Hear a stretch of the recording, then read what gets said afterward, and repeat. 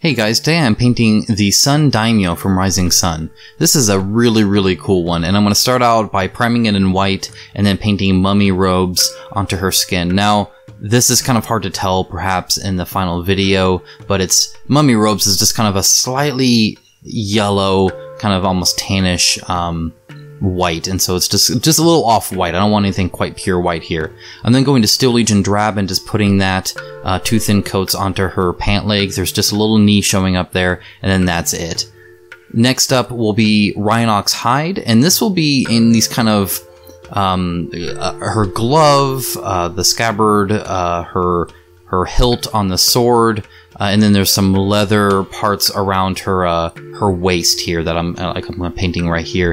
And it's kind of funny because priming it all white and then painting these dark spots just like randomly around the miniature, kind of entertaining. Thankfully, these dark spots are in the recesses, meaning that it's actually kind of easier to paint, just because you don't have to be quite as careful. And what I mean by that is, if you were painting this on top of something that was already very bright, any spot you did, you would have to repaint the whole thing. Whereas this one, because it's already in the recesses, you're not going to hit it when you paint it again, the kind of lighter spots over top. So that just makes it a little bit easier, because then you just kind of have to paint once and don't really have to touch it up so much. So still, you know, be careful. This is a very dark color and everything else is going to be kind of bright. But another nice thing about this is it just kind of visually changes up the miniature a little bit and really makes it a little bit more dynamic. Now I've added a little bit of matte white to this, and this is just to give it a little bit of a highlight. It's fairly drastic of a highlight. As you can see, it's actually quite high, but it's also thinned down, and I'm really only doing edge highlighting anyway on here. Now on the scabbard, what I'm going to do is there's these like big, as you can see right there, the kind of bunches or these like little pop marks, and I heavily color those in, and it really makes the hilt kind of pop out, especially that texture there, almost like it's like a padded armor sort of scenario.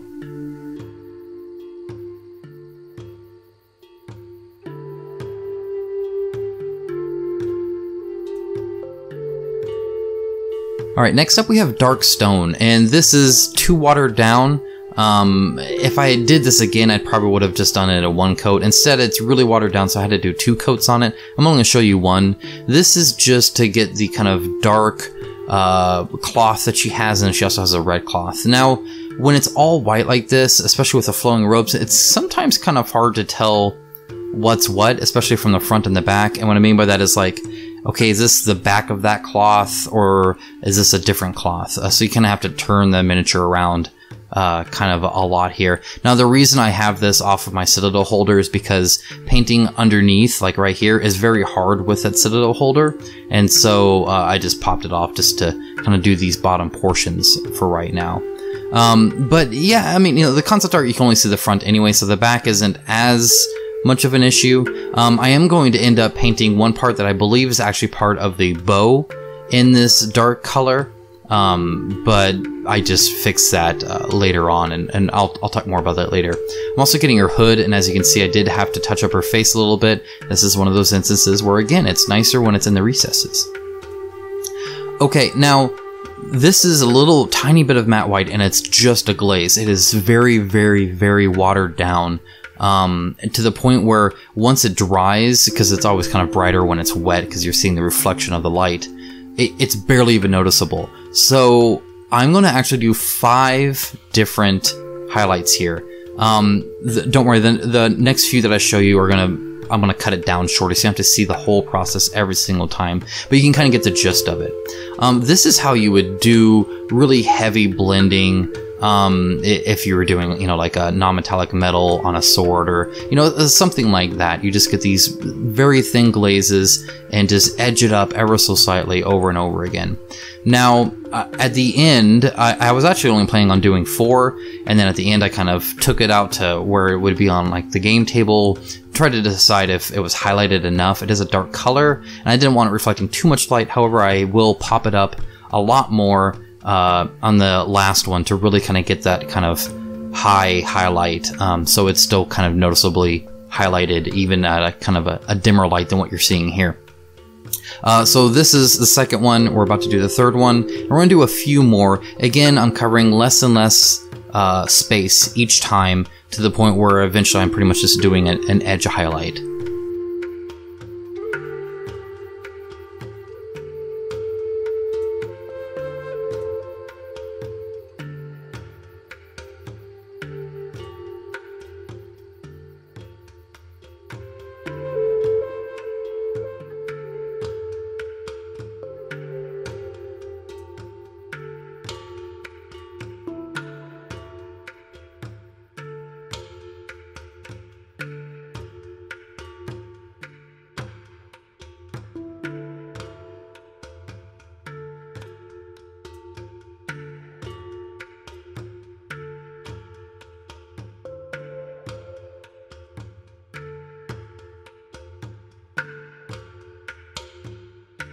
Here we are with the last one, and as you can see, this is a bit brighter than the other ones. It's kind of a jump, especially you can kind of see here. And this is kind of that kind of focal point of the light. In other words, where the light's like hitting and actually reflecting back onto you. It makes the texture of the cloth seem a bit more silky, perhaps, than a clothy. I don't know what the other term is. Woven, I guess. Definitely get the kind of extreme highlight on the top of the head. Just that sort of stuff. Just help it pop out a bit more, especially from a distance. Alright, now we're finally onto another color. This is skeleton bone, though I'm not painting any bones here. Instead, it's going to be my base color for kind of her fur boot stuff here. This will get a wash on and then highlight it up. It'll look great. This is just, again, a base color just to kind of, get the color down here. Now here's the soft tone on it. It's just a very light, lightly colored brown wash, and I'm just kind of dabbing it on here. Now, I'm trying to go too fast, and so this didn't dry quite all the way.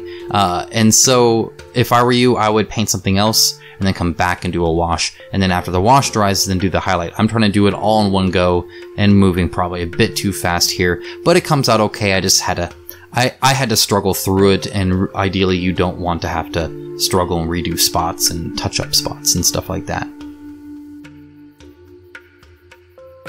Alright, now we're on to the red. We're going to be here for a while just because there's so much. Now, when I say we're going to be here for a while, what I mean is through the highlighting and all that other stuff, there's a lot of the miniature. We're essentially highlighting 80, almost 90% of the miniature. 80%, I guess, because she's got the little fox pelt that I think takes up quite a bit. But this is a lot of red, and it looks great. It's fun. There are times, like right here, you got to be a little careful because it gets really close to that a fold where that kind of blacker color is, and you just want to be careful to do nice crisp lines and not make it kind of splotchy. It doesn't necessarily matter where you paint the line per se, you just kind of have to be careful. As you can see here a little bit, I will have to do a couple coats in some spots where it's going over the black versus the white. You'll see the black through it. It's because my paints are thinned. You should paint thin yours as well. It's much better to do multiple coats than it is to just glob on paint and lose detail and give it some kind of paint texture. Now, thankfully, because this is so much red paint, it actually is dry by the time you're done, as long as you retrace your steps. So we have Carroburg Crimson out now, and this is going to be this kind of dark red shade that I'm going to put everywhere. And I'm going to kind of just go systematically through it where I'm putting it where I want. Like, I want it to really pool under there as like a shadow, right? And then other parts, I'm just kind of generally covering it. But I'm actually going to be painting the pure red over it again. Any part where it pools too much, I will be dabbing it up. So as always, a wash is not like, you can't just not ignore it, right? You got to kind of pull it up when needed as well. So here's the bow, and I'm doing dark red for the bow. What's nice about doing it this way, you could do it in the pure red. In the concept art, it looks like it's a little bit darker, but the concept art's always subjective to lighting, and so it could just be because it's from the back. However, adding a different color red, I think, really changes up how the miniature looks. So I highly encourage you to do this kind of other red, whether it's this one or not. Now, you can see there's a little swoosh that just went from black to this now dark red as it kind of comes back up. It's kind of weird on the miniature. I didn't even notice it at first, but I had to paint over it. Ideally, you would actually just paint it red the first time and not put that dark red. Either way, we're now on to highlighting, and again, it's just adding a little bit of white, mixing it in, thinning it down, and then, you know, just kind of going over the edges here. Really pop out kind of the folds in this ribbon. And now just one more highlight for this. Again, this is kind of a extreme highlight here, and this is just really where the light itself is catching it, or where I want to perhaps draw attention. That's one thing I don't think enough of us actually talk about. You don't actually have to mimic light, how it works in the real world. This is, first of all, it's not a real world, but any kind of something you're creating, you want to try and draw attention to certain things.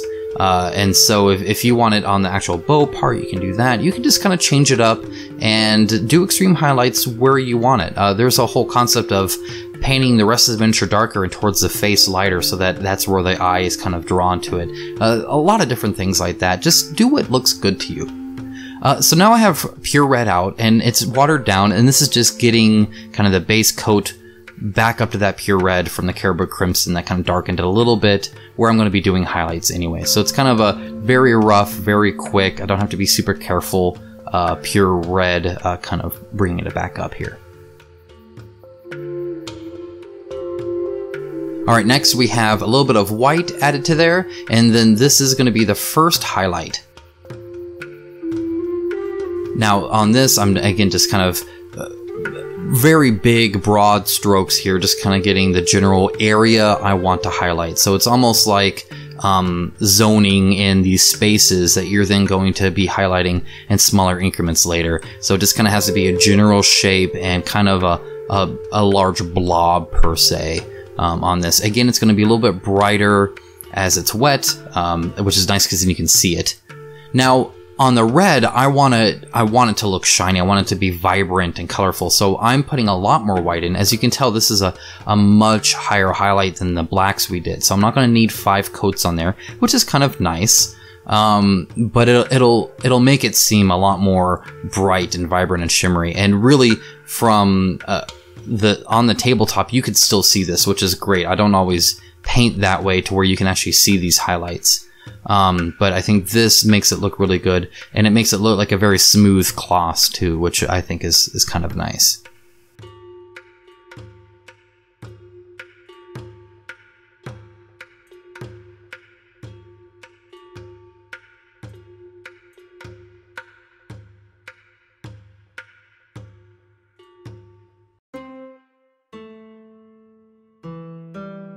Alright, now we are moving on to gold brown, and this is actually kind of a nice color here. And what I'm doing here is just, she has like these kind of tufts coming out from some of her armor pieces, and so I'm just coloring in those, and then also the tassels. The tassels are going to get a little bit of a wash as well, but otherwise it's just this plus a highlight.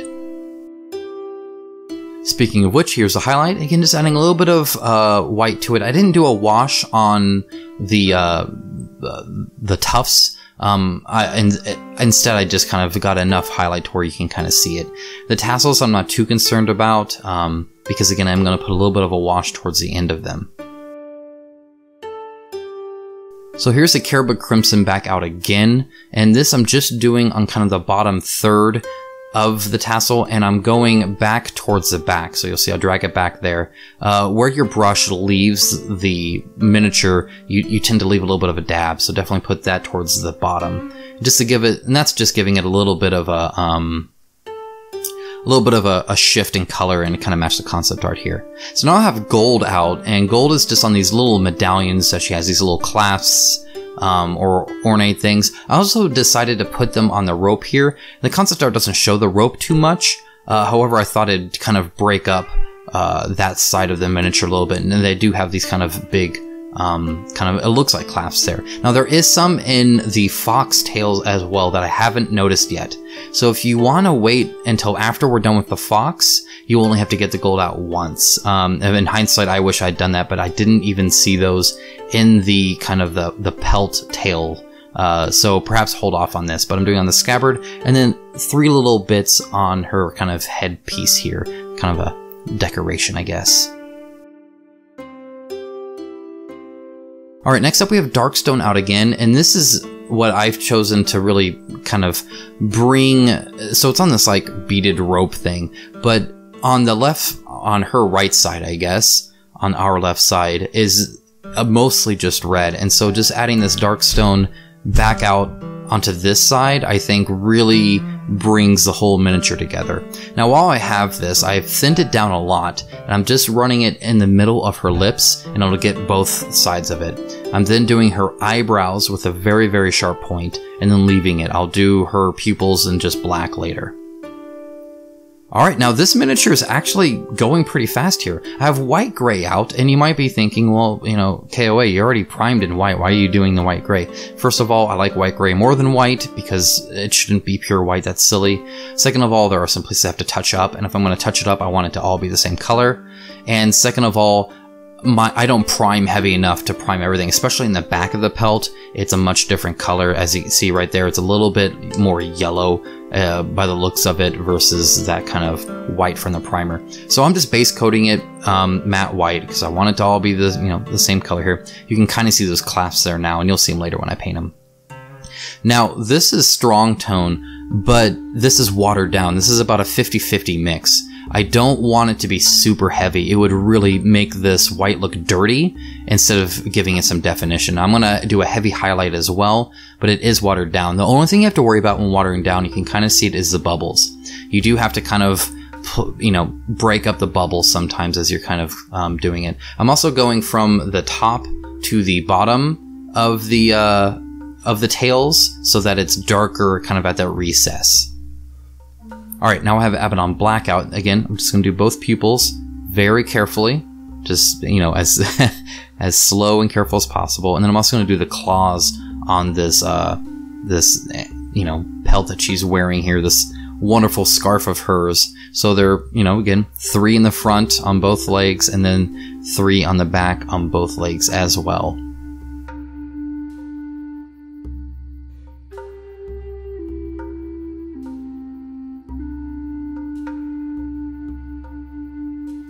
Now, because I took the time to do that, the wash is dry, especially with watered down. It's going to evaporate quick. I have white-gray out. I'm not doing a dry brush. Instead, I'm just kind of targeting the high spots of this anyway, but I'm more, I want it to get a little bit in the recesses too. I don't want it to be super dark.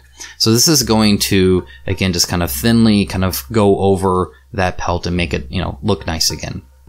Now we have plate mail metal. This is a tiny bit of silver I'm putting onto the scabbard. What I like about this is it really breaks up some of that gold and just, again, adds a little splash of color. Then the blade, and then that's it. So pretty easy here.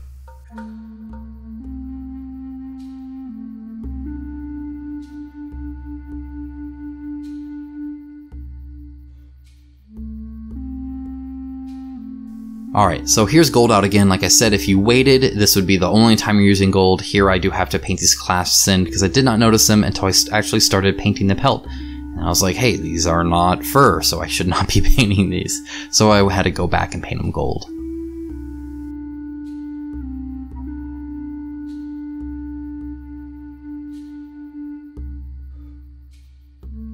Alright, so now we have just matte white. A very, very good tip on our brush here. Very lightly press. You can tell I am barely pressing this on here. We're going to start freehanding. This is mortifying. I had to actually go talk to my wife and have my wife talk me into doing this. I didn't want to do it because I liked how the miniature looked already, and I was afraid I'm going to mess it up. I imagine you're probably the same way. All I can say is keep doing it. You'll probably surprise yourself, especially if you just go in there resting your arms on the table and you go slow and go light and just take your time, and you're not fighting a brush. So you have a brush that actually, you know, works with you here with the tip, and then you're just kind of painting these little circles, and then kind of like a star, but more rounded and with no space in between. So it looks, I guess, a bit more like a flower maybe.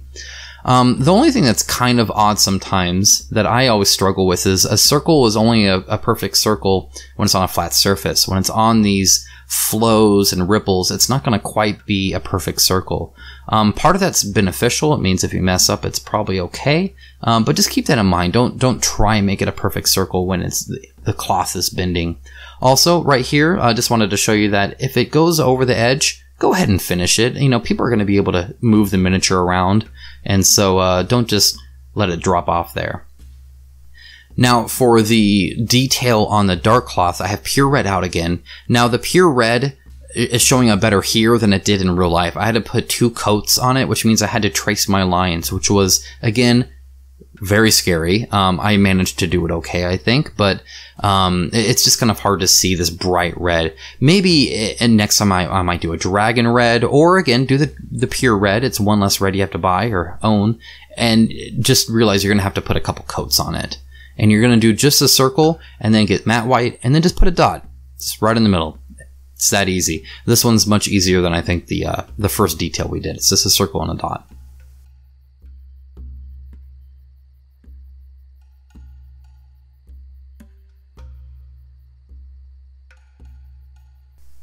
Alright, Stirland Mud on the base. That means we are almost done. We are just about finished with this. Pretty easy miniature all around. There's a lot to it with, you know, her like flowing, you know, cloth, you know, like, I don't know what she's wearing there, but very dynamic and cool looking miniature, very rewarding to do. This base is very hard to deal with because she's covering so much of it. Just kind of take your time and realize if you do get some mud on like shoes and stuff, that's more accurate. I dislike when people sometimes have the base completely separate from the model, like the model's like floating over it. It's like, no, this person just walked through whatever's on the base. And so should probably have a little bit of that on it. This is, again, still Legion Drab. It's a heavy dry brush to make this look more like dirt. I don't want it necessarily like mud. Now I'm getting some super glue out. You could use PVA glue. If you use PVA, I probably wouldn't water it down because I'm going to put some tall grass on here and I want it to really hold. However, the PVA would dry clear, whereas the super glue does dry a little bit white. So it's kind of a toss-up on what you want. For me, I want this to really stick and never like come out. I want this, you can pick this up by the grass when I'm done with it, and that's kind of how I want it. So you cut your grass and then you struggle, at least that's what I do. So the idea is to kind of stick it in this pool of super glue and then let that tall grass lay on top of the miniature. And then thankfully super glue does dry pretty quick, and so it's not terrible. I'm putting 2 kind of lines here. The rest of the clan has a lot more space to work with, which is nice. This is actually the hardest one to base, so the rest of the clan can have much more grass showing there than this little bit. Now I'm taking my little clippings, I watered down some PVA, and I'm just sprinkling them on there so that there's these aren't just in a void. I'm then going to take that watered down PVA glue, just white glue, Elmer's glue, wood glue, whatever you want to call it, putting it on the rest of it, and then getting some, this is burnt grass by, I forget the company, Scenic something or other, and then just covering the rest in grass. Next we have gold brown. I'm choosing gold brown for the rim for the Sun clan. I think that kind of matches their sun symbol quite a lot. It gets a little difficult because there's the Lotus clan, which is yellow, the Fox clan, which is a bright orange, and then this, which is kind of a very light, kind of yellow too. And so it's all kind of similar, but I think this matches their color on their cards the most. Next, because it's a daimyo, and you have to know that it's a daimyo, and I don't want to put a black base around it, I put a black rim around it. Then we just matte varnish, and we're done. That's it. That is the Sun Daimyo. Guys, I hope you enjoyed this. I really enjoyed painting this one. I've been looking forward to painting her for a very long time. I remember first seeing her on the Kickstarter, and I was just super excited because I thought she looked awesome. So really happy I finally have her painted. Again, don't be afraid of the detail. I think those little bits do add a lot to the miniature, so definitely good, but it looks good without it as well. Anyway guys, thanks so much for watching. As always, if you want to see more Rising Sun painting videos or just miniature painting in general, hit that subscribe button. Otherwise, I'll keep you up to date on some Kickstarters, or perhaps just talk to you about board games and miniatures in general. Either way guys, thanks so much for watching, and I will talk to you soon.